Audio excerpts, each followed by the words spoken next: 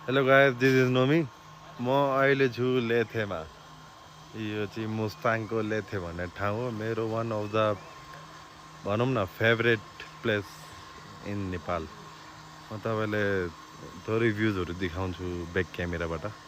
हेर्नुहोस् ल कस्तो दामी छ।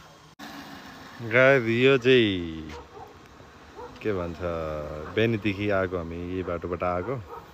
अनि यो चाहिँ मुक्तिनाथ जम्सन जानलाई। अनि यहाँ चाहिँ हाम्रो गाडी चार्जिङ हुँदैछ, चार्जिङ भइरहेछ। होटल दि ब्ल्याक हर्स इनमा yaks and beans coffee shop पनि छ यहाँ। अनि यहाँ हेर्नु सबैले, यो पुरै हिमाल देखिरहेछ।